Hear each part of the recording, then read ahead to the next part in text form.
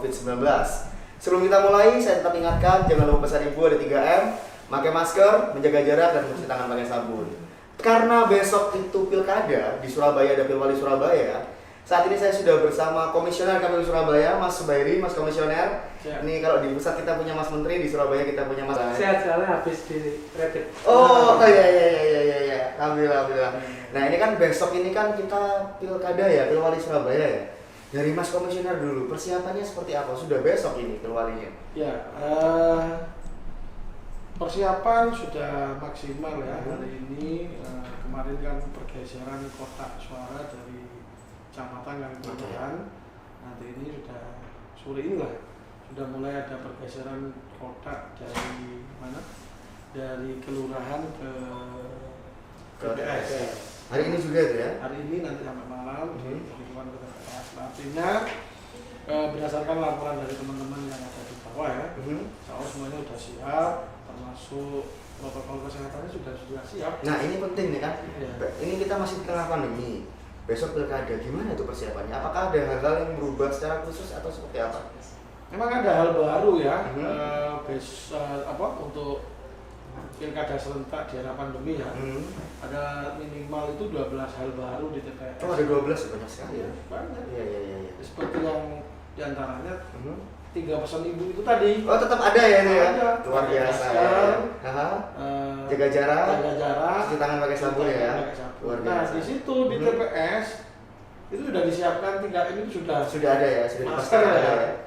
Misal ada pertanyaan, loh saya lupa bawa masker. Terus gimana? Masa nggak boleh menggunakan hak pilih? Iya, Boleh dong. Boleh. Karena di boleh. KPPS sudah kita siapkan masker. Oke. Masker medis ya. Iya. Ya udah, kalau lupa nanti kita beri. Oh, difasilitasi juga nih ya? Luar biasa, oke. Dan juga jaga jarak tentulah. Pasti ya, Jarak oke. sebelum menggunakan hak pilih di luar arena TPS itu, area TPS itu udah jaga jarak. Oh iya. Karena itu juga nanti cuci tangan dong sebelum masuk. Jadi sebelum masuk juga ada bilik cuci tangannya ada, juga ya? ada kita siapkan di TPS. Oke. Di seluruh TPS alat cuci tangan dan sabun itu sudah disiapkan. Sudah disiapkan juga ya? Ya, Luar biasa. termasuk hal-hal baru ya yang waktu pemilu atau pilwali atau pilkada sebelumnya yang nggak ada ya. Ini nanti akan ada. Seperti apa itu masyarakat, misalnya? masyarakat nggak kaget ya. Nah. Dan kemudian nggak takut. Iya. Nah intinya jangan takut datang ke TPS. Kita juga menyiapkan sarung tangan plastik. Oh juga ada ya? Ya. Luar biasa, ini saya teringat ketika saya potong rambut ini Mas Ya. Komisioner. Ada kayak kipnya itu biasanya kan pakai kain, itu pakai plastik sekarang. KPU juga Tangannya memfasilitasi pakai ya? plastik. Tangannya yang ditutup pakai plastik ya? Nah, di situ kenapa? Karena kan pola pemilihan kita itu barang yang disentuh orang. Iya benar juga Dan kan itu ya? bergantian. Iya. Ini kan maksimal di TPS 500 kan? Masih 500 ya? Ya, maksimal. Seperti Pak Surahim ya, antriannya lebih dulu Pak Surahim, baru nomor 2 saya. Oke. Nah kalau nggak pakai sarung tangan plastik, Pak Rohim pegang bolpen. Benar. Saya kan nggak tahu Pak Rohim itu bagaimana sebelumnya ya? terpapar atau terindikasi atau seperti apa. Nah giliran saya terus pegang bolpen yang dipegang Pak Rohim. Oke. Dan itu berlaku semuanya. Makanya biar tidak ada sentuhan ke barang atau barang yang disentuh orang, kita siapkan sarung tangannya tadi ya. Luar biasa. Termasuk sarung tangan latex ya untuk KPPS. Untuk KPPS-nya. Oke. Nah, di situ juga ada setiap berkala itu disemprot. Oh juga, jadi setiap beberapa waktu Ya, berkala sebelum disemprot. dimulai disemprot sama petugas ketertiban, terus ketika pelaksanaan beberapa jam per jam mungkin ya kita semprot. Nah, ini kan disinfektan itu sudah ada di situ ya disediakan ya. Dan bahkan sampai kita atur ya tinta. Oh iya itu kan celup benar. Nah, ditelupkan. kalau menggunakan celup. Sekarang tidak. Oke. Nah, hal baru di TPS itu Seperti apa? setelah menggunakan hak pilihnya, surat suara dimasukkan ke kotak, kita ada petugas yang neteskan tinta lewat pipet. Oh, diteteskan ke tangan begitu ya? Jadi ada petugas ngambil tinta dari pipet, terus tangannya seperti ini langsung di.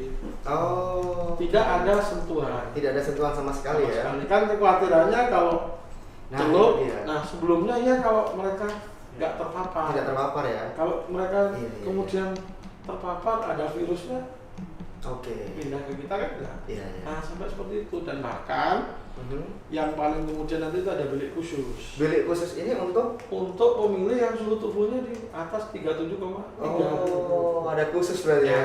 Iya, iya, iya. Jadi ketika ditermogan, nanti ada juga termogannya ya, Oke. suhu tubuhnya. Oh bapak ternyata atau ibu pemilih suhunya Tinggi. 37,3. Iya.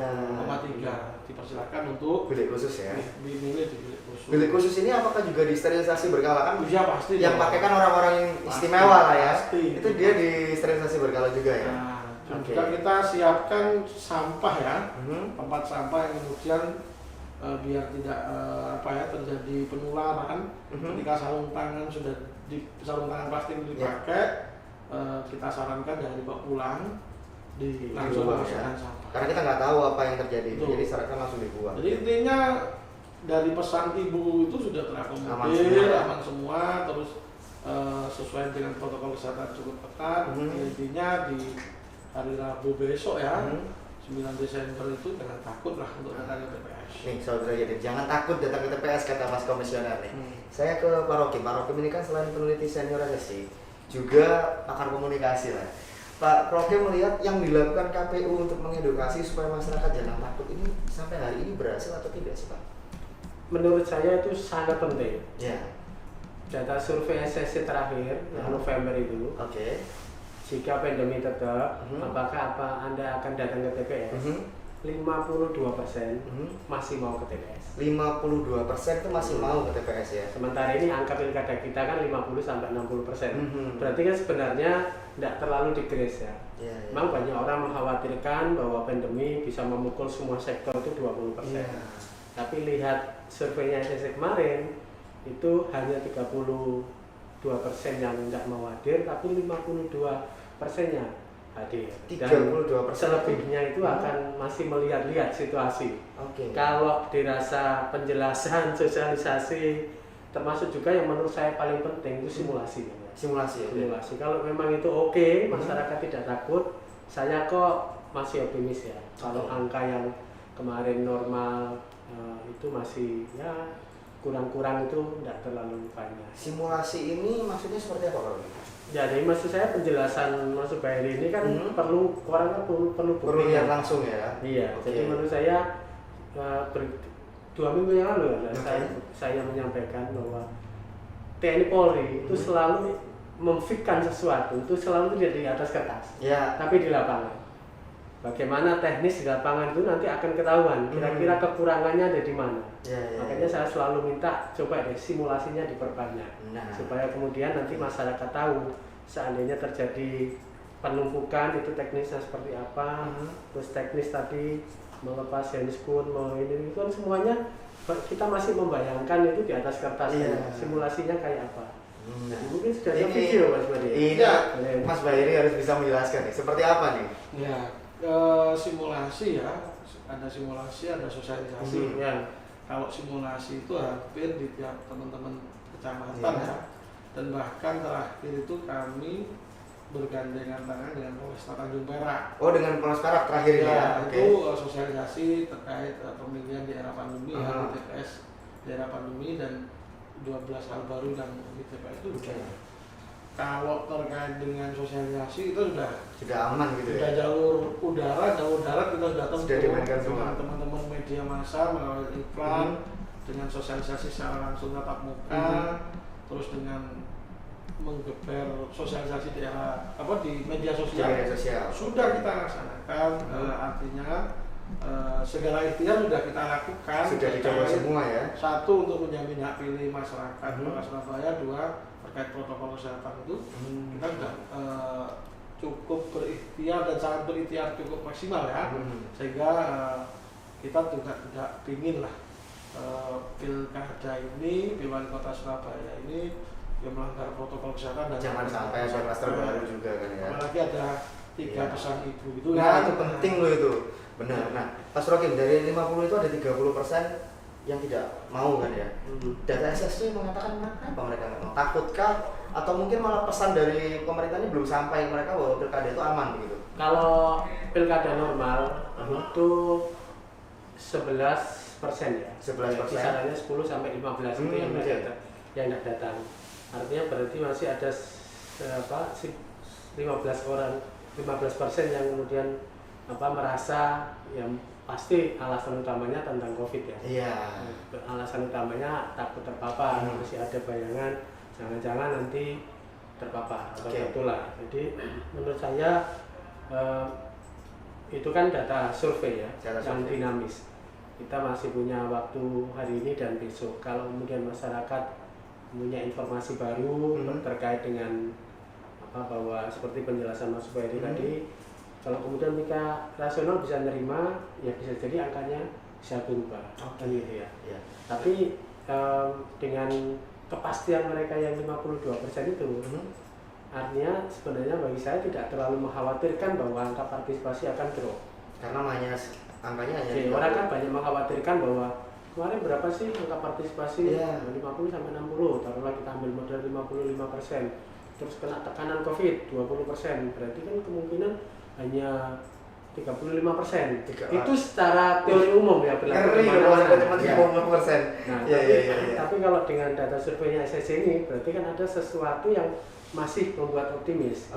Memang berat mencapai target KPU sampai seperti Pileg dan Pilpres kemarin karena kan ini tandingannya kalau Pileg itu kan tandingan orangnya tandingan banyak, kan kepentingan orang banyak di situ. Tapi kalau Pilkada biasanya kan angkanya ya kisarannya 50 sampai 60%. Dari kacamata komunikasi Pak Rokim, pesan yang disampaikan Mas Bari dan teman-temannya di KPU, bukan hanya KPU Surabaya, KPU Pusat pun bahwa Pilkada ini aman, sudah dengan protokol kesehatan. Nyampe nggak sih masyarakat? Kalau masyarakat, tingkat ketahuan masyarakat terhadap COVID tinggi. Jadi hampir 88 masyarakat kita itu sudah tahu tentang COVID. Tapi ada juga angka yang aneh Mas. Jadi masih ada, saya lupa persisnya, kalau tidak salah 22% atau yang masyarakat menganggap bahwa yang selebihnya itu alami, jadi ya secara ilmiah begitu. Tapi yang merasa COVID itu jadi-jadian itu masih ada. Ya, bahaya bagi 22% ini juga lucu. Di masyarakat kita yang mungkin kita sedang tumbuh memilih rasional 27% itu masih ada orang yang menganggap COVID itu dibikin jadi-jadian, tidak alami. Jadi juga yang saya baca hasil surveinya SCC itu, ini masyarakat Surabaya nih kayak gini masih ada yang menganggap yang tidak ilmiah. Artinya bahwa memang tidak mudah menjelaskan kepada masyarakat terkait dengan COVID ini, kompleks banget situasinya. Tapi saya percaya bahwa kultur masyarakat kita yang guyup, gotong royong, suka membantu, itu nanti akan menjadi pendorongnya. Sepanjang saya percaya kalau kemudian penyelenggara sampai PPS itu sungguh-sungguh menerapkan prokes itu, protokol kesehatan itu ya jelek-jelek 45%. Itu nanti akan kita bahas lebih lanjut. Mas Beri, saya penasaran tadi dari luar tadi ada 20%, ini ada kaitannya dengan isu yang sempat viral di media sosial kemarin. Ketika mau pilkada, COVID-nya turun. Ini apa kayak gimana? Mungkin ada penjelasan dari Ibu. Atau penjelasan kenapa pilkada tidak harus diundur ketika pandemi? Ya, jadi kenapa pilkada tidak harus diundur di era pandemi? Jadi satu ya, saya kira bukan hanya Indonesia ya, ada beberapa negara. Bahkan kalau nggak salah Amerika ya. Amerika pun jalan. Itu di era pandemi.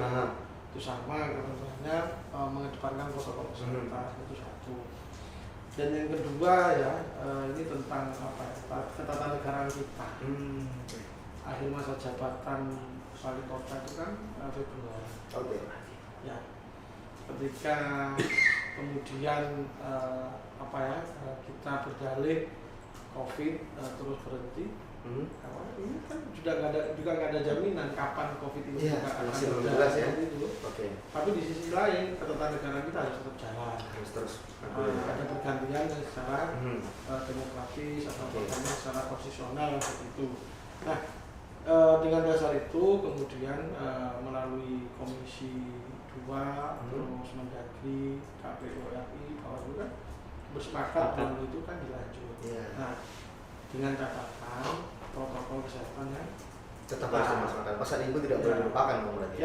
Itu oke dilanjut catatan protokol kesehatan harus ketat. Nah, salah satunya itu termasuk penyelenggaranya itu juga harus protokol kesehatan ketat. Bukan hanya kami yang memilih, tapi penyelenggara pemilunya pun ya. Kita secara berkala Oke. direpit. Oh terus ya, direpit terus ya. Secara berkala kita menjalankan rapid. Supaya rasa aman dan nyaman bagi pemilih itu tadi. Ada kepastian secara kesehatan. Nah, Mas Berry, terkait pemilih ini kan kalau saya tahu itu kan mereka ada pembagian jadwal. Tidak seperti dulu yang oke, jam 7 sampai jam 1 semua bebas datang. Ini kan katanya dibagi. Ya. Nanti dijelaskan, jangan sekarang Mas Berry. Ya. Sahabat Berita Jatim jangan kemana-mana. Tetap di Demi Masyarakat spesial Satgas COVID-19.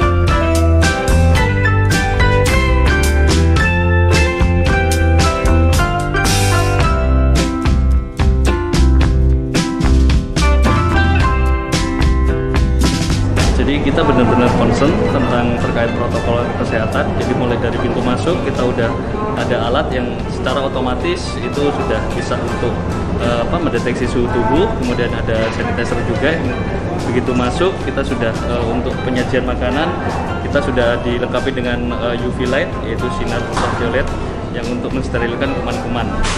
Nah, itu tadi penyajian kita juga dalam keadaan tertutup, jadi tamu tidak perlu khawatir makanannya terkontaminasi oleh kuman-kuman. Untuk mulai dari pintu masuk pemesanan kita sudah social distancingnya sudah kita kasih tanda, jadi tamu yang mau pesen tidak boleh berhimpitan. Dan di depan pintu masuk juga kita udah kasih tulisan bahwa yang masuk sini wajib bermasker. Jadi ini supaya benar-benar tidak terjadi kontaminasi yang ditakutin, yaitu air liur. Meskipun sudah bermasker tapi tetap secara protokoler kita perketat supaya tidak terjadi dari air liur yang keluar dari meja atau dari mana.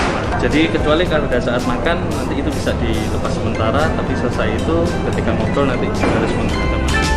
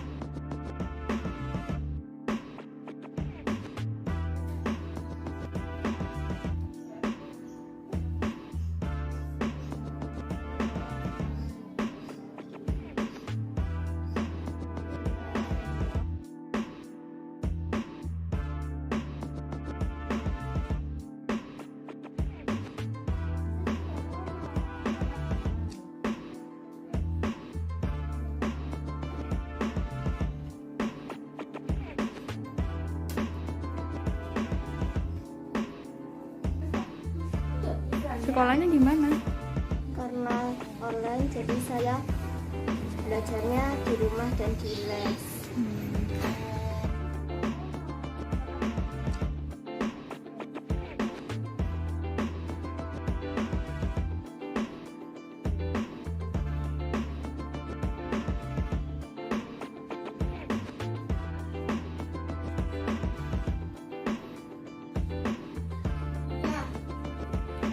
Kalau di les kata ibu harus pakai masker, cuci tangan, dan jaga jarak.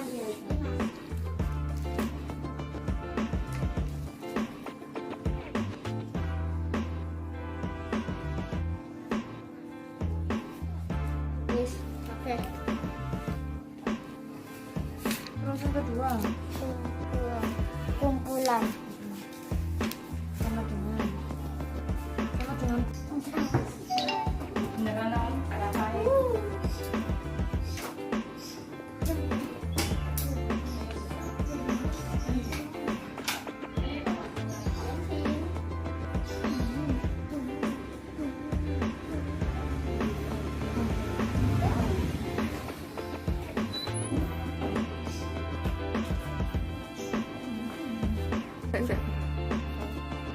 kalau di les ibu bilang harus jaga jarak, cuci tangan dan pakai masker Biar biar tidak terkena virus corona.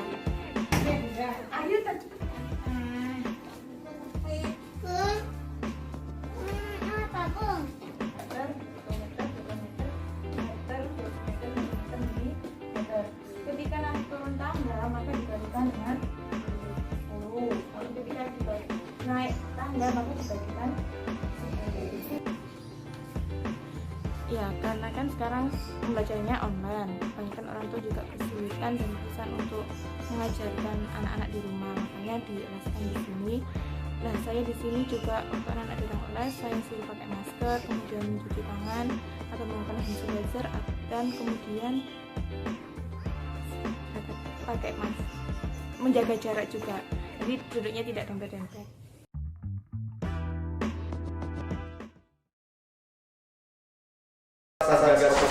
Sebelum kita lanjut, tetap jangan lupa pesan ibu. Ada 3M, pakai masker, menjaga jarak, dan mencuci tangan pakai sabun. Kita lanjut Mas Komisioner, Mas Ferry. Tadi kan biasanya kalau sebelum-sebelumnya, saya kalau mau nyoblos itu bebas jam 7, pokoknya jam 7 sampai jam 1. Sekarang kan dibagi-bagi, itu pembagiannya seperti apa? Ya. Salah satu tujuan kenapa harus dijadwal biar tidak terjadi kerumunan. Oke, ya.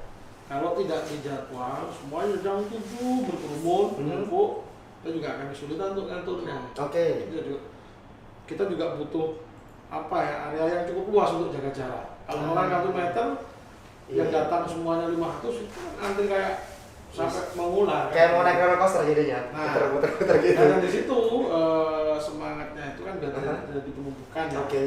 Dan yang didahulukan itu adalah mereka yang usianya di atas 50 tahun. Oh, jadi mereka yang dapat jadwal pertama itu mereka yang sepuh-sepuh, yang tua-tua ya? Dahulukan. Oke. Kenapa? Terakhir, Karena memang mereka yang masuk kesehatan ya? kategori rentan. Ya. Oke. Mereka yang resiko tinggi. Oke. Nah, rentan, punya resiko tinggi, terus kemudian kekhawatiran kita ada penyakit penyerta gitu. Sehingga pagi mereka kita dahulukan. Itu semangatnya biar juga tidak terjadi penumpukan. Nah, di situ juga kita jaga jarak seperti yang pesan di pesan ibu ya, 3M, jaga jarak. Terus kemudian kami sarankan bahwa alat tulis sendiri. Oh, untuk absensi ya? Dari rumah lah, bawa pulpen sendiri, alat tulis sendiri nggak apa-apa. Biar kemudian kalau merasa khawatir ini pulpennya nggak steril dan sebagainya. Biar aman, sama nyaman, sama-sama aman. Tapi kalau nggak pakai pulpen, nggak bawa pulpen sendiri, tetap kita sediakan. Tapi kan jangan khawatir, tetap ada sarung tangan. Satu kloter itu ada berapa pemilih Mas Bari? Itu TPS. Bukan, maksudnya kan di jadwal tuh ada jam 7, satu jam. Kita tinggal pembagian jam saja. Dari jam 7 kan sampai jam 12. Iya. Kalau pemilih tidak terdaftar di mana di DPT kan pemilihnya kan di jam 12 sampai jam 1. Kita tinggal bagi saja. Karena per TPS itu jumlahnya tidak saklek semuanya total 50. Oke. Ada yang bervariasi, ada yang 300, ada yang 425. Nah itu teman-teman KPPS sudah punya pemikiran sendiri lah. Karena ini harus dipecah jadi apa namanya, dipecah per 2 jam itu nggak ada aturan detail sampai seperti itu. Cuma semangat kita biar tidak terjadi penumpukan massa saja. Kerumunan massa. Oke. Nah, bicara target tadi dari Pak Rokim sempat di awal di segmen 1 tadi bicara ada 45% sudah bagus Pak Rokim ya. Target dari KPU sendiri sebenarnya seperti apa ketika pandemi ini? Ya, kami kalau KPU Kota Surabaya kan sebenarnya sudah ada target dari KPU RI ya. Oke. Kita tidak hanya di Surabaya, tapi di seluruh Indonesia kan kita di era pandemi ini targetnya 77,5%. Wow, 70 sampai 77,5%. Wow, itu tinggi sekali loh. Target yang dicanangkan oleh KPU. Oke. Itu udah turun, kalau normal kemarin kan di 80-an ya Pak. Oh, itu ketika tidak ada pandemi 80-an. 80-an, kalau nggak salah 81 lah. Oke. Dan turun di 77,5%. Seperti kemudian realisasi atau realistisnya seperti apa, Pak Rohim kan juga menyampaikan data 44% aja udah bagus. ada. Nah, karena kita tuh punya data yang fluktuatif di KPU Kota Surabaya, di pemilu Pilwali 2010, 2005 ya, 2010, 2015 itu tidak cukup menyenangkan bagi kita. 2005 sama 2010, dari 2010 sama 2015. Dari 2005 ke 10 itu turun. Turun dari 2005 ke 2005 ke 9 naik ya. Nah ini tinggal pertaruhan kita di 2015 ke 2020 itu naik seperti apa? Kalau nggak salah yang di 2015 itu 50 sekian persen. Itu waktu itu posisi head to head ya. Head to head dan tidak ada pandemi 2015. Head to head tidak ada pandemi, Incumbent. Kalau sekarang head to head tidak ada incumbent dan sedang ada pandemi. Harapan KPU Surabaya sendiri seperti apa? Kan target KPU pusat 77,5%. KPU Surabaya sendiri ya hitungan-hitungan kasar sampai saat ini kira-kira berapa lah? Kalau kami kan implementator Pak. Kalau dari atas targetnya seperti itu kita berusaha semaksimal mungkin. Tapi kalau memang ada kemudian pandangan lain dari teman-teman peneliti dan sebagainya itu bagi kami kemudian menjadi apa ya? Menjadi pemacu dan pemicu lah untuk kemudian ternyata dari versinya Pak Surahim ya 44 sekian, targetnya kita 77,5. Nah di sini kita kemudian meng-up ini dengan berbagai cara karena faktor tingkat partisipasi masyarakat itu tidak kemudian hanya semata-mata dari KPU. Pasangan calon itu juga harus punya andil untuk kemudian meningkatkan partisipasi masyarakat, stakeholder ini dalam arti semua pihak ya. Iya, dari Pemkot, dari teman-teman Polres, kepolisian, dari TNI, terus dari tentunya dari seluruh tokoh masyarakat juga. Karena memang Pilwali ini kan ya Pak Surahim ya dan Mas Ibnu ya. Memang bagi kami ini adalah kemudian 5 tahunan ya, suksesi 5 tahunan yang kemudian harus menjadi tanggung jawab kita bersama. Nah, kalau semuanya dikembalikan ke KPU, pusing nanti KPU-nya. Tidak pusing, tapi kan memang ini tugas, tapi kemudian kan ada peran-peran lain yang kemudian yang belum bisa maksimal. Ketika KPU-nya oke, tapi pihak-pihak lainnya tidak oke. Paslonnya terus kemudian kurang apa ya, begitu masif untuk mempengaruhi masanya untuk datang ke TPS kan juga kita nggak bisa apa-apa ya. Tapi dari KPU Surabaya sendiri upaya-upaya yang dilakukan supaya masyarakat mau datang ini seperti apa sampai hari ini? Jadi salah satu itu kembali apa ya? Kembali pada metode yang ada di kampung atau desa Pak ini. Kita tuh menganggarkan atau ada apa ya kegiatan ledang atau ya. Ledang itu mobil woro-woro yang ke kelurahan itu. Iya. Teman-teman PPS itu bawa mobil, bawa BS, bahan sosialisasi, sama woro-woro, pakai toa itu ya, di atas mobil, ya mengajak masyarakat pemilih. Dan itu luar biasa masif teman-teman sampai tingkat kelurahan ya. PPS yang kita sampai tingkat kelurahan, mereka mobil keliling. Menyampaikan bahwa tanggal 9 Desember itu yang kami lakukan sampai seperti benar-benar langsung menyentuh akar rumput ya. Dan kami juga hampir tiap hari itu sosialisasi tatap muka supaya masyarakat itu tahu menyapa secara langsung. Kalau di Dewan itu kan ada resesnya Pak. Kalau kita langsung namanya sosialisasi tatap muka dengan komunitas Marjina, pemilih pemula, bahkan dengan teman-teman disabilitas. Jadi semua pihak, kita temui secara langsung, kita edukasi, terus kita ajak untuk datang ke TPS untuk menggunakan hak pilih. Tentunya karena pandemi tetap protokol kesehatan dong ya berarti ya? Dulunya 100 pesertanya ya dengan tatap muka karena memang protokol kesehatan itu dikurangi jadi 50 orang. Ya, karena memang protokol seperti itu kita sampaikan secara langsung. Dan saya melihat semangatnya masyarakat itu luar biasa. tolak ukurnya sederhana. Ketika ditanyakan kapan pilkadanya, pilwalinya, dan mereka bisa ya. jawab 9 Desember itu luar biasa. Sangat luar biasa ya. Dan terusnya antusiasmenya luar biasa, mulai tanya terkait pindah pilih, Pak saya kok belum dicoklit, itu bahasa-bahasa seperti itu mereka paham. Bahasa-bahasa yang teknis sekali padahal itu. Sekali paham. Iya. Pak saya kok belum dicoklit, Pak saya kok belum dapat undangan C pemberitahuan itu. C6 ya. C6 atau C pemberitahuan, semua mereka paham. Oke.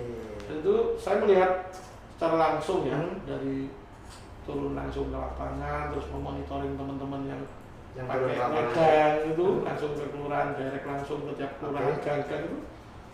Seperti yang disampaikan Pak Sutomo itu, antusiasmenya masyarakat Kota Surabaya itu juga luar biasa.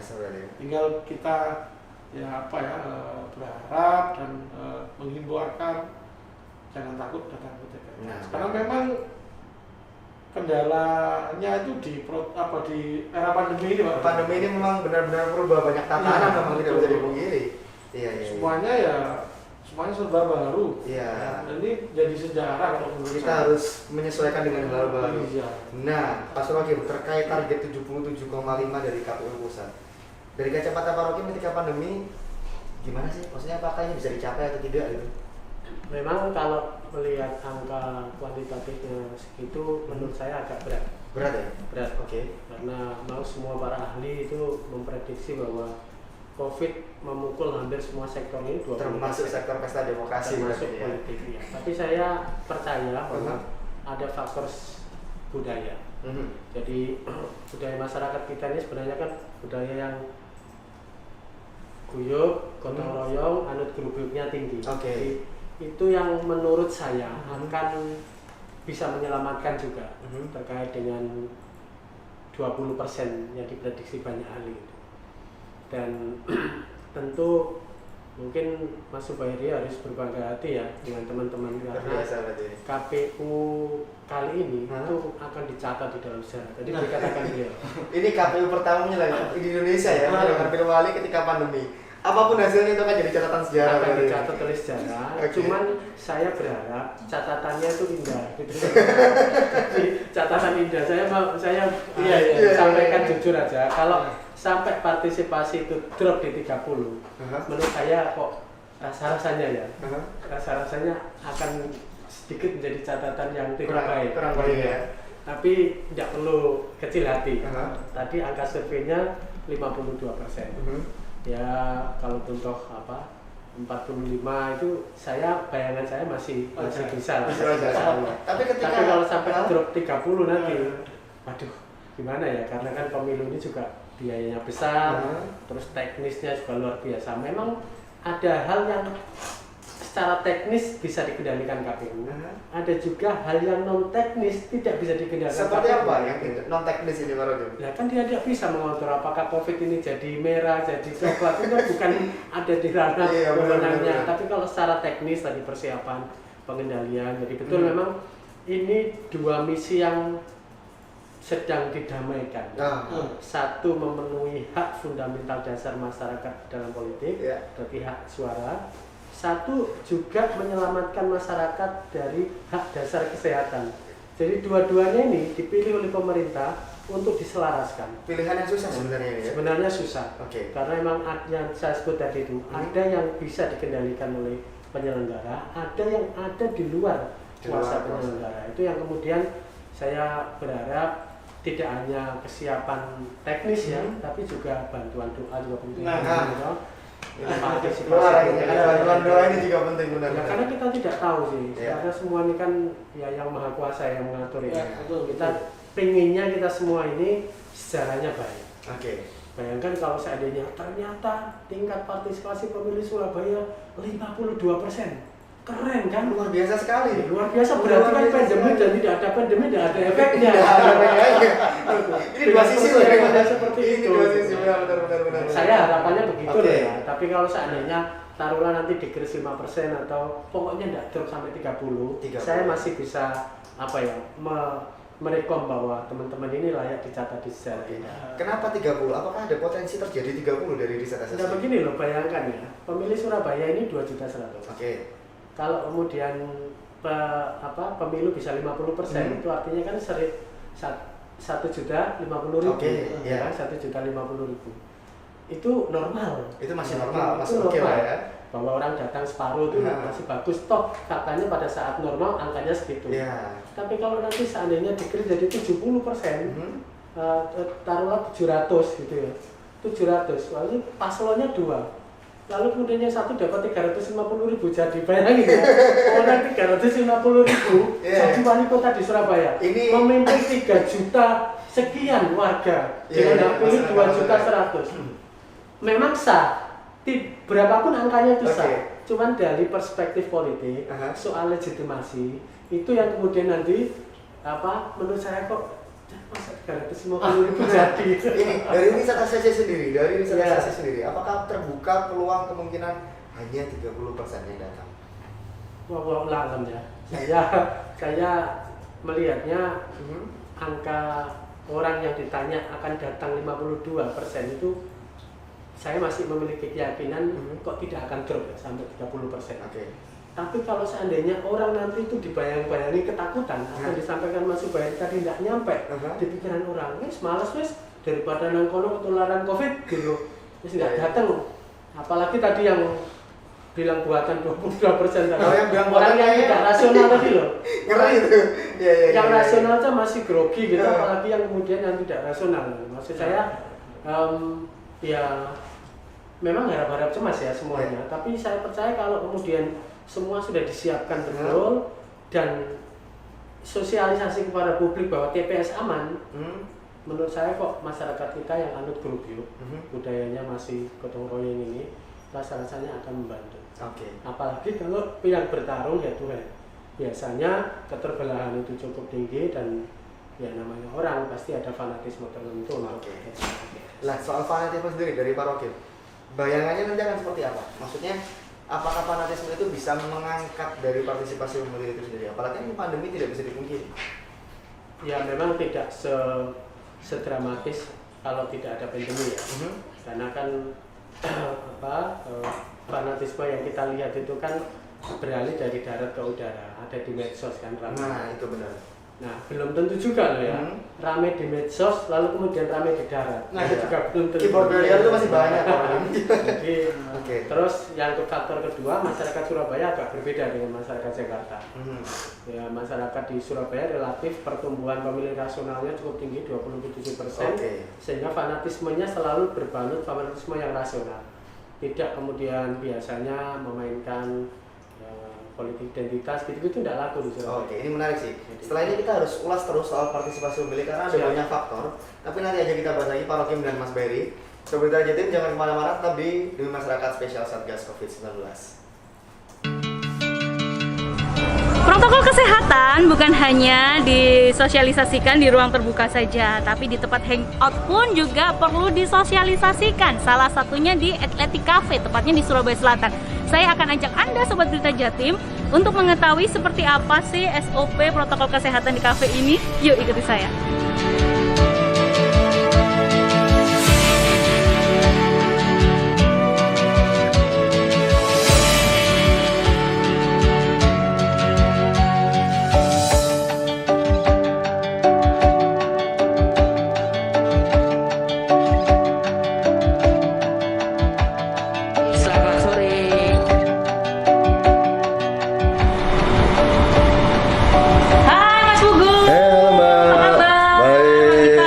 Distancing ya Mas. Siap, iya. Gimana Mas kabarnya? Alhamdulillah baik. Gimana Mbak? Kita ngobrol-ngobrol nih ya Mas ya. Ya.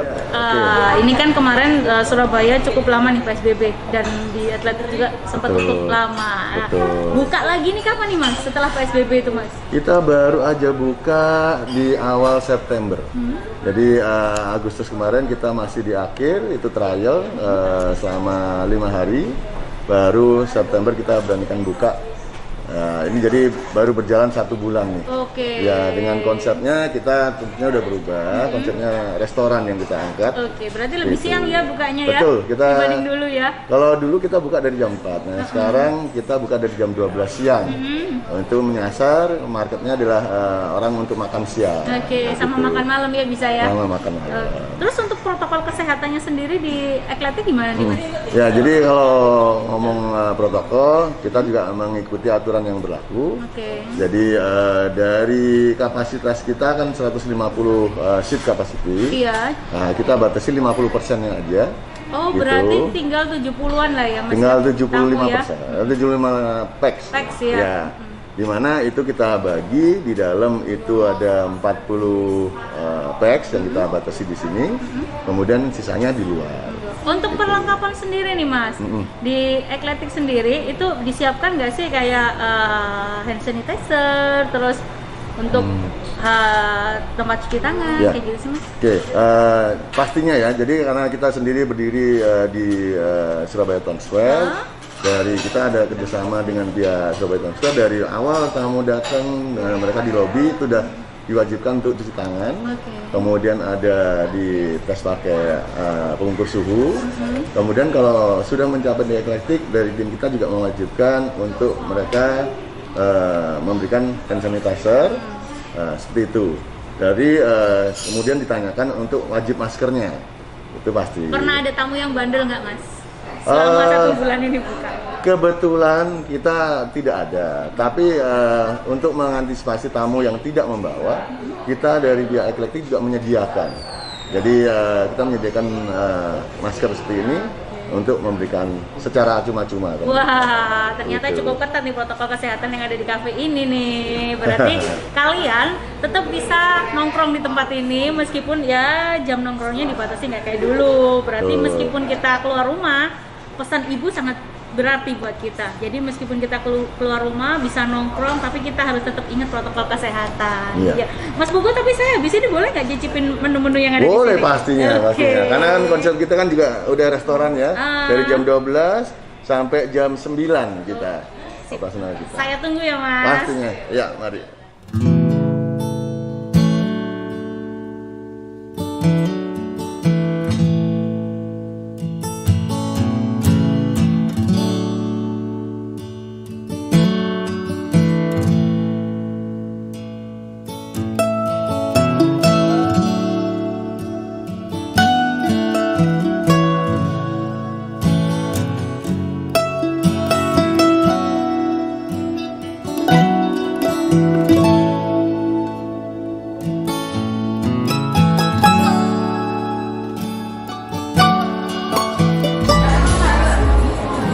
Jangan lupa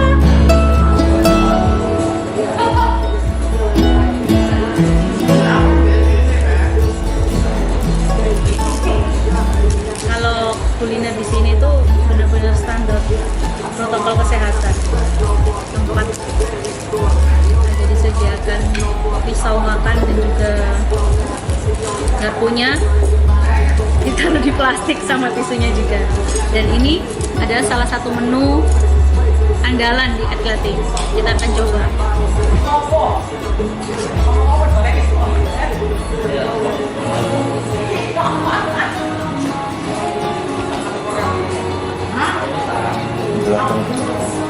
Oh.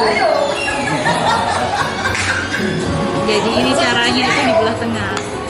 Perpaduan beef, di dalamnya ada sayurannya, wow. Dan sausnya yang ada di sini tuh keju kayaknya. Kayaknya keju sih, tapi belum saya cicipin. Kita coba.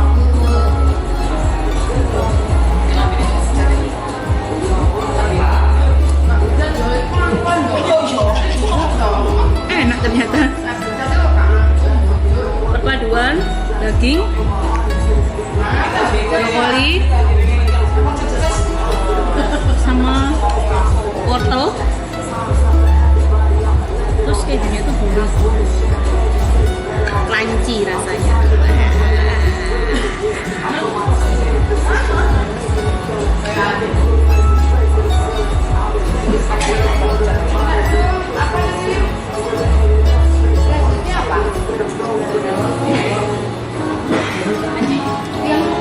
Dari malam kan diimbangi sama french fries. Jadi tak jamin kalau kalian makan di sini dan makan menu ini pasti bakal kekenyangan. Dan ini salah satu menu yang biasanya lebih enak.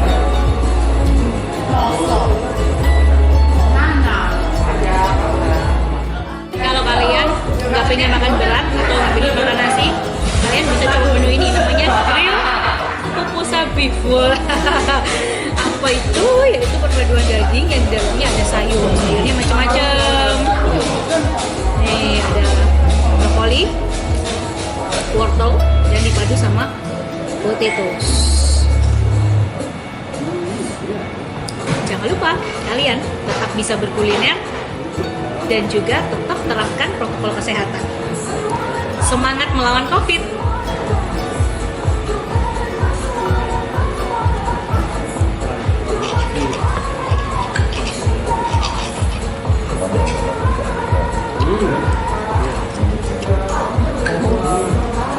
Oke, Sobat Berita Jatim, kembali lagi di Demi Masyarakat Spesial Satgas COVID-19. Sebelum kita lanjut, saya tidak lupa mengingatkan jangan lupa pesan ibu ada 3M, pakai masker, menjaga jarak, dan mencuci tangan pakai sabun. Kita lanjut soal partisipasi pemilih. Saya penasaran ketika terjadi hal terburuk, 30% partisipasi pemilih. KPU seperti apa? KPU ya kalau secara regulasi berapapun tingkat partisipasi ya, tetap siapa yang menjadi pemenang itu ikut secara regulasi kita sah saja. Tetap sah saja ya? Ya, Oke. cuma kan kemudian yang menjadi pertimbangan kita itu salah satunya kenapa kita mendorong kemudian masyarakat itu datang ke TPS, kemudian memberikan hak pilih. Karena memang sejarah kemudian terjadinya pemilihan secara langsung itu kan cukup panjang. Oke. Mulai dari secara bangsa ini yang suksesi kepemimpinan itu melalui perang seperti itu kan, pertumpahan darah, Ken Arok merebutkan Dedes ya, dari juga pertumpahan darah kan harus membunuh dulu, pertumpahan darah, terus masa-masa kerajaan kalau bukan anaknya raja nggak bisa jadi raja. Okay. Nah terus di era 32 tahun kita ya, yang kadang pemenangnya sudah tertebak ini saja seperti itu, dan bergeser dipilih oleh DPR. Nah, karena kemudian DPR dirasa apa aspirasi masyarakat nggak nyampe. Akhirnya kita dipilih secara langsung. Dan bagi saya ini adalah yang terbaik. Seperti itu, pemilihan langsung ini adalah yang terbaik. Sehingga ketika kita kembalikan kepada masyarakat Kota Surabaya, ketika memang kemudian adalah model yang terbaik, silakan datang ke TPS supaya tidak 30% tadi itu ya. Jangan sampai kemudian hanya berani berkomentar di medsos, tapi pas waktu pencoblosan itu tidak ada. Nah itu. Nah karena memang di sisi lain hampir seluruh sendi kehidupan kita ini adalah produk politik, seperti itu. Bahkan untuk menentukan BBM naik enggaknya kan juga proses politik. Iya, ada di legislatif juga, ada di eksekutif juga. Benar sekali itu. Nah, makanya itu kemudian kenapa di kami itu adalah pada pendidikan politik, partisipasi masyarakat, itu kemudian kita biar kemudian paham sejarahnya. Jangan sampai yang negara sudah berikan untuk seluas-luasnya memilih. Dan bahkan jangan lupa ya, melalui Kepres ya, keputusan Presiden nomor 22 tahun 2020, hari Rabu itu hari libur nasional. Nggak ada alasan lagi berarti ya? Iya. Kenapa kemudian Presiden mengeluarkan itu? Salah satunya ingin memberikan kesempatan atau waktu yang seluas-luasnya kepada masyarakat untuk menggunakan hak pilihnya yang memang itu adalah hak dasar, hak fundamental kalau bahasanya Mas Surahim tadi. Jangan sampai kemudian negara yang sudah memberikan anggaran yang cukup besar terkait dengan pilkada di era pandemi, terus memberikan waktu yang cukup panjang libur, karena libur Rabu besok itu semua libur. Hari libur ya? Iya, hari libur nasional sama dengan hari libur Lebaran itu. Oh iya. Jangan sampai kemudian malah milih mudik, malah milih pesiar, jalan-jalan. luangkan waktunya sebentar, silakan datang ke TPS, gunakan hak pilihnya. Setelah itu monggo, biar tidak terjadi kerumunan, mau balik ke rumah atau sowan ke orang tua itu nggak apa-apa ya. Pokoknya jangan gunakan hak pilihnya. Oke. Toh semua sudah dijamin, sudah sesuai dengan protokol kesehatan COVID-19. Nah, ini kan dari sisi penyelenggaranya. Saya sekarang penasaran kalau dari sisi pemilihnya, dari riset SSC sendiri, masyarakat Surabaya itu sudah patuh nggak prokes? Kalau penyelenggara saya sudah nggak ragu. Teman-teman KPU sudah menjamin, termasuk 12 hal baru tadi kan. Dari sisi pemilihnya, warga ini, masyarakat Surabaya, dari riset SSC seperti apa kondisi? Masih patuh nggak sih sebenarnya mereka itu? Kalau pengetahuan tentang pemilu tinggi, Oke. betul tadi disampaikan oleh Mas Bayri. Tapi kalau kepatuhan terhadap prokes, ya 50-50 ya, karena ini angkanya 50-50 gimana nih? karena yang patuh untuk pakai masker itu 56, yang hand sanitizer 50, yang jaga jarak malah 46. Taruhlah ya masih separuh. Jadi ya gimana ya kalau mau menyampaikan bahwa memang saya katakan yang tidak enak saja bahwa masyarakat sudah bosan ya terhadap COVID ini, suruh padahal belum ada vaksin, itu memang satu-satunya alat ya cuman ini. Ini kan 3M cuma satu-satunya alat cara. Kecuali kalau kita sudah divaksin. Belum divaksin. Benar. Maka pakai masker, cuci tangan, jaga jarak itu penting. Tapi kesadaran masyarakat masih 50%. Aduh. Untuk itu. Jadi yang saya tidak tahu ya, kira-kira kita bisa tidak meyakinkan kembali pesan Ibu 3M itu pada pemilih. Menurut saya tidak usah bosan ya. Karena belum ada vaksin. Kecuali kalau sudah divaksin, tidak apa-apa. Tapi kalau belum ada vaksin, ya ini vaksinnya. Ini vaksinnya sama disiplin. Disiplin benar-benar. Nah, tapi kan kalau kita lihat masyarakat Surabaya itu punya histori budaya yang kuat dengan orang tuanya. Benar nggak sih Pak Rotin? Kalau dilihat dari data survei, memang harus diakui bahwa pengaruh terbesar masih media. Gitu. Bahkan ada media baru yang sekarang angkanya 28%, itu media sosial. Lalu pertemanan. Jadi memang 3 itu yang paling kuat yang mempengaruhi terpahan informasi, pengaruh itu, dan keluarga ada di level mana? Ada di level tengah. Nah ini berarti kalau orang-orang yang cengkal-cengkal tadi, yang 50% yang benar-benar tadi, kalau sudah ibu kandungnya yang bilang, kira-kira nurut nggak sih? Menurut Pak Rokin? Nah itu angkanya himpit-himpitan ya, sama pertemanan sama keluarga itu. Jadi di masyarakat perkotaan itu justru faktor pertemanan itu yang kuat. Biasanya teman sebayanya yang paling kuat mempengaruhi. Setelah itu baru keluarga. Beda dengan yang di urban, rural.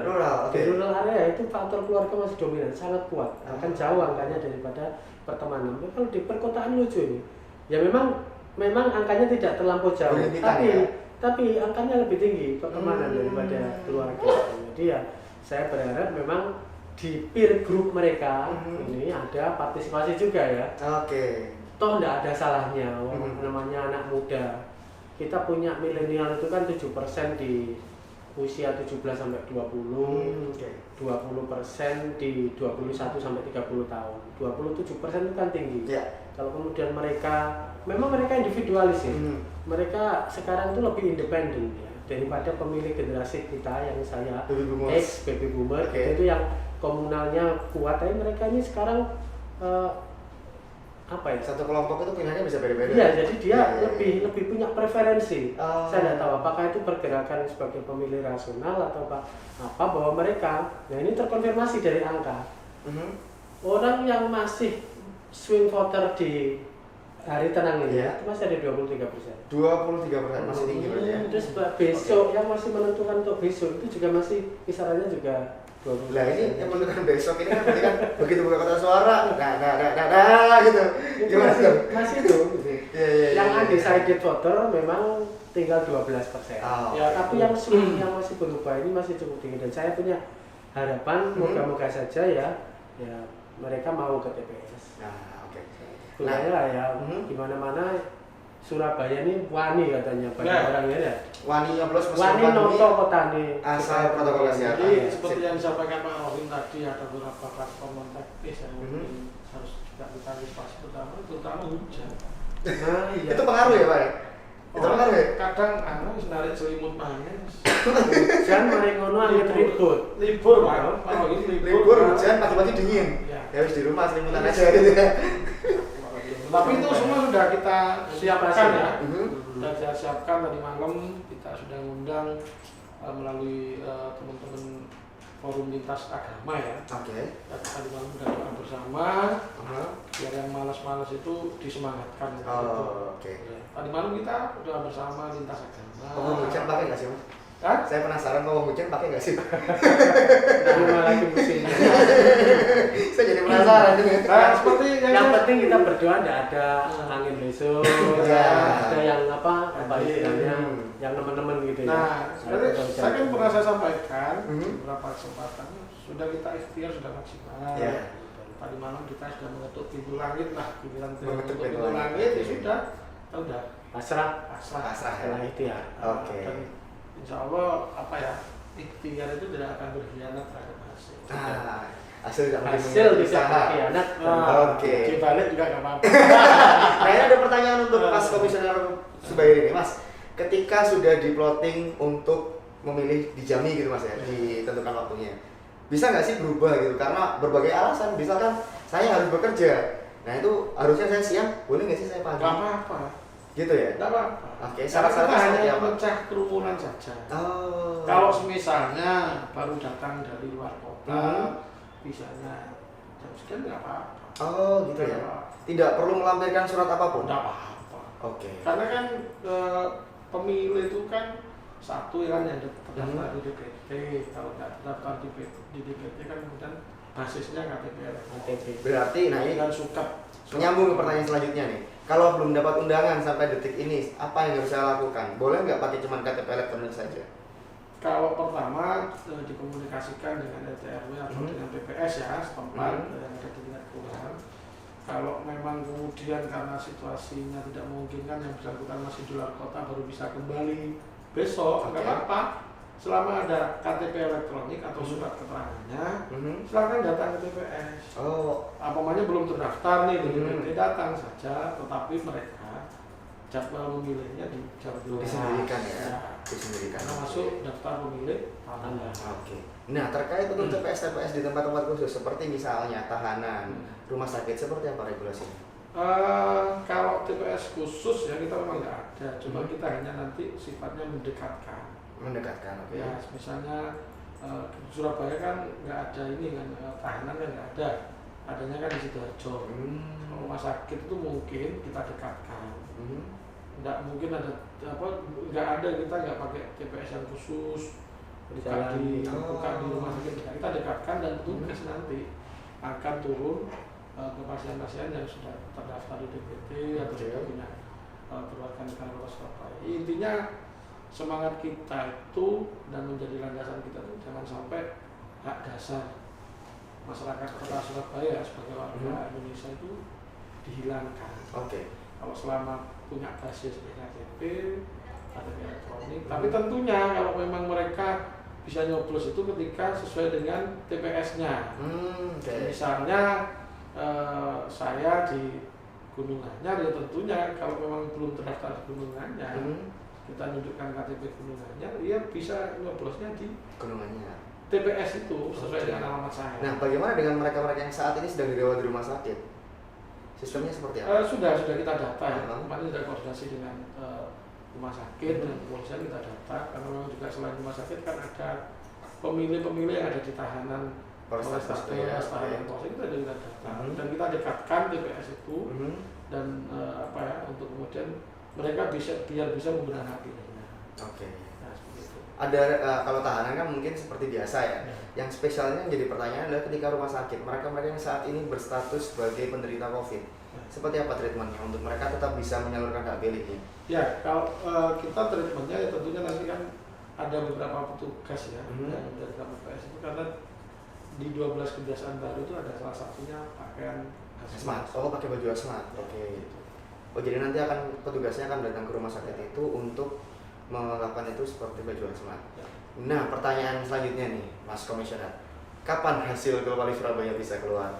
kayak belum pilwalinya belum, tapi udah pada penasaran gitu. Kapan hasilnya keluar? Jadi kita itu kan penghitungannya itu secara berjenjang. Oke. Mulai dari tingkat KPPS ke PPK nanti baru ke KPU Kota. Kalau di jadwal kita itu di tanggal 15 sampai tanggal 17. Jadi di tanggal 17 itu perhitungan dari rekapitulasi final sudah dilakukan. Di tingkat KPU Kota Surabaya. Oke. Nah, kalau memang ada apa yang melakukan survei terus quick-count dan sebagainya, itu memang adalah apa ya, bentuk partisipasi dari masyarakat. Partisipasi aktif dari masyarakat ya. Tapi yang penting kan harus taat terhadap rambu-rambu lah, karena saya yakin teman-teman quick-count, lembaga survei harus terdaftar di KPU. Nah, punya kode etik kan seperti itu. Dan memang yang kami akreditasi itu juga ada terdaftar di KPU. Nah, saya kira terkait hasil ya tentunya kalau dari KPU kita sudah ada PKPU 5-nya kan.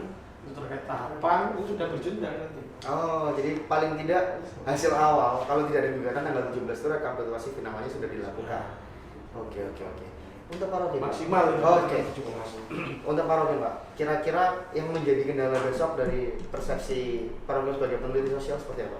Masalahnya besok itu yang terjadi di mana? Ini kan analisa Pak Rodin bisa jadi warning untuk Mas Bayri besok supaya oh ini kayaknya resikonya di sini nih gitu. Ya masih tadi itu takut tidak takut itu faktor fear itu Mas menurut saya masih ini yang paling besar ya, cukup tinggi. Jadi itu dulu nanti yang harus diyakinkan oleh penyelenggara karena pertumbuhan pemilih rasional Surabaya 27% itu juga kalau dia tidak yakin bahwa prokesnya jalan, dia pasti akan reject terhadap hal itu. Jadi menurut saya itu dulu maksudnya video seperti ini itu penting untuk ditransformasikan kepada mereka supaya mereka juga punya keyakinan bahwa ini safe, ini aman. Nah, selebihnya ya faktor-faktor di luar itu ya biasa lah, di mana-mana pemilu tidak akan mungkin kita bisa 100%. Namanya orang golput itu di mana-mana pasti akan ada ya. Surabaya itu angkanya relatif stabil. Untuk golputnya nih ya, untuk golputnya. Oke. Yes. Sebenarnya masih banyak yang ingin saya bahas, tapi kan kita terbatas waktu. Saya butuh closing statement dari Mas Komisioner Bayri supaya masyarakat Surabaya paling tidak Sobat Berita Jatim besok tetap mau datang ke TPS karena dari pihak penyelenggara sudah menjamin protokol kesehatannya. Ya, seperti yang disampaikan awal terkait dengan protokol kesehatan ya, seperti yang 3M ini juga itu semuanya sudah terakomodir ya. Hampir ada 12 hal baru di TPS, itu semuanya sudah sesuai dengan protokol kesehatan. Jadi kemudian antara kita menjamin hak pilih masyarakat Kota Surabaya dengan mengantisipasi melalui protokol kesehatan COVID-19 itu di TPS itu sudah kita jalankan beriringan. Artinya semua sudah kami siapkan, semua sudah kami sediakan, termasuk protokol kesehatan secara ketat di TPS itu. Jadi kemudian tidak menjadi alasan untuk tidak datang ke TPS di hari Rabu Wage masalahnya ya. Rabu Wage masalahnya 9 Desember 2020. Jadi mari datang ke TPS, jangan takut, kedepankan protokol kesehatan dan tentunya gunakan hak pilih Anda. Oke, Sobat Berita Jatim, jangan lupa pantau terus Demi Masyarakat Spesial Satgas COVID-19 bersama saya Wibowo. Seperti kata Mas Komisioner Subairi, besok tanggal 9 Desember jangan lupa datang ke TPS dengan tetap tidak melupakan pesan ibu. Dan 3M, memakai masker, menjaga jarak dan mencuci tangan pakai sabun. Sampai jumpa. Ingat pesan ibu, pakai masker.